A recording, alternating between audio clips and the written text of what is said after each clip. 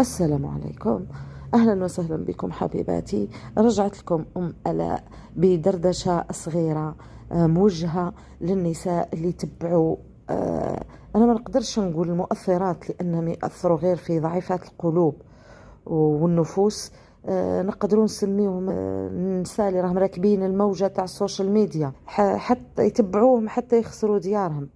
في هذه السنوات الأخيرة ولات مواقع التواصل الاجتماعي كما البحر الهايج، نساء ولاو يفوتوا في أمواج كبيرة يسميوهم المؤثرين، وجوه يبينوا كامل حياتهم كاملة مرتبة منمقة، ديكور الله الله، أزواج مثاليين، خرجات، هدايا وجمال ما يزولش.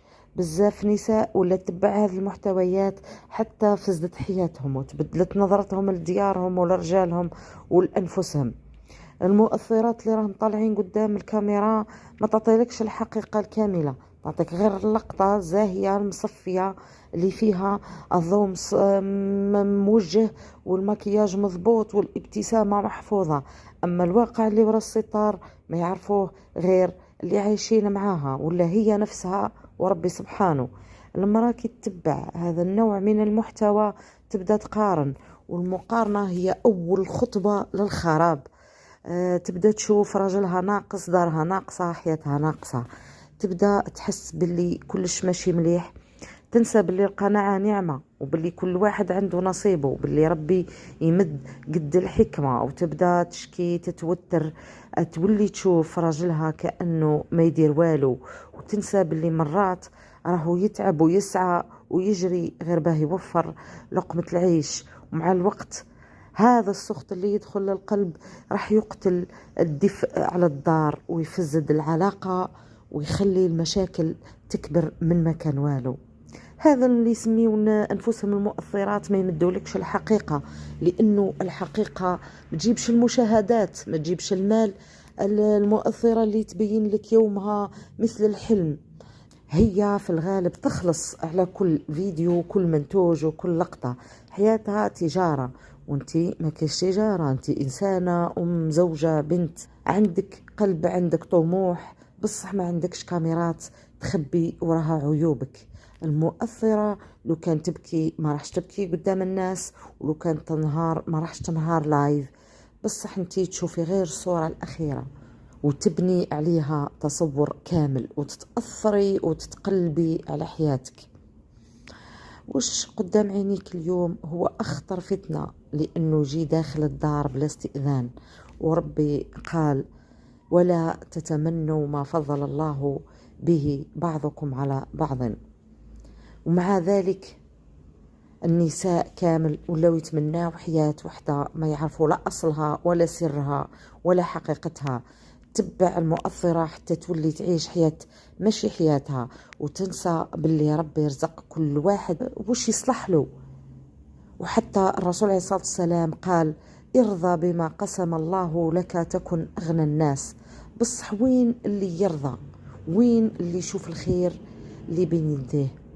اللي يتبعوا هذه المؤثرات بزاف يطيحوا في وسواس المقارنة، واللي عندهم ضغط نفسي كبير، والدار اللي كانت عامرة ضحك تولي عامرة صراخ ونقاشات. الراجل يفهم روحه ما يكفيش، والمرأة تحسب حياتها ناقصة. والأخطر باللي بزاف مؤثرات يبيعوا أفكار مسمومة للنساء. عيشي حياتك، حطي شروطك، ما تتنازليش، الراجل لازم يخدمك، اقطعي العلاقة إذا ما يفرحكش. كلام يبان قوي بصح في الواقع يهد الحيطان ويخلي المرأة تخسر راجلها، استقرارها، وأحيانا مستقبل أولادها. لأنه زواج ماشي ساحة حرب، زواج رحمة ومودة، تنازلات، فهم وصبر، ماشي فيديو دقيقة يعطيك نصيحة ذهبية. المرأة اللي تسمع بزاف لهذا النوع من الكلام يبرد قلبها، تنسى العشرة وتنسى المعروف، وتبدأ تعيش غير بشروط تيك توك والانستغرام، وتنسى باللي ربي سبحانه قالنا وعاشرهن بالمعروف وما قالش بالعناد والمقارنات، وتنسى باللي رسولنا الكريم وصى على الرجل والمرأة مع بعض وقال عليه الصلاة والسلام خيركم خيركم لأهله، ما قالش خيركم اللي يعيش كي الناس ولا يتفخر قدام الناس. ربي أعطانا بيوت باش نسكنوا فيها، ماشي باش نقارنوها ببيوت الناس. أعطانا رجال باش يكونوا سند لينا في هذا الدنيا، ماشي باش نوزنوهم بميزان المشاهير. وأعطانا عقل باش نميزه، ماشي باش نستقبلوا كل سم يدخل عبر هذا الشاشة الصغيرة. المرأة العاقلة هي اللي تشوف الخير اللي عندها وتحافظ عليه وتزيد تبنيه، ماشي اللي تكسروا بيديها وتتبع السراب. لأنه والله غير أغلب المؤثرات لو كان نعيشوا يوم واحد من يومهم الحقيقي راح نرجعوا لديارنا جري ونحضنوا حياتنا ونفرحوا بيها.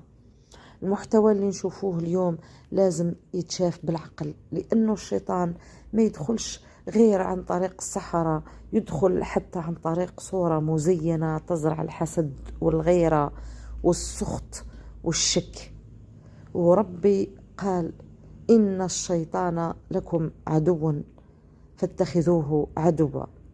وماشي لازم تكوني ساحرة باش تفسدي دارك، يكفي غير أنك تفتحي باب السماعات بلا وعي. المرأة القوية ماشي اللي عندها أجمل دار ولا أغلى فراش وأثاث وذهب ولا أحسن مظهر.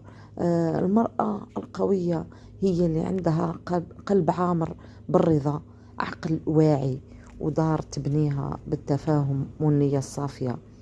المرأة اللي تعرف قيمة رجلها ودارها، اللي تعرف باللي الحياة الحقيقية ما تتقارنش بحياة الناس اللي يخدموها بالكاميرا. وفي الأخير أي امرأة تخلي مؤثرة تسوق حياتها راح تفيق، ونهار تفيق راح تندم بزاف، لأنه المؤثرة تربح المشاهدات وانتي تخسري الاستقرار. المؤثرة تربح المال وانتي تخسري دارك. المؤثرة تربح الشهرة وانتي تخسري راجلك. ما تخليش حد يقرر مصيرك إلا عقلك وإيمانك، لأنه حياة الناس ماشي معيار، والمعيار الوحيد هو الخير اللي تعمليه والقلب اللي ترتاحي به والرضا اللي يبارك حياتك ويصلح دارك. وصلى الله على سيدنا محمد وسلم عليه تسليما.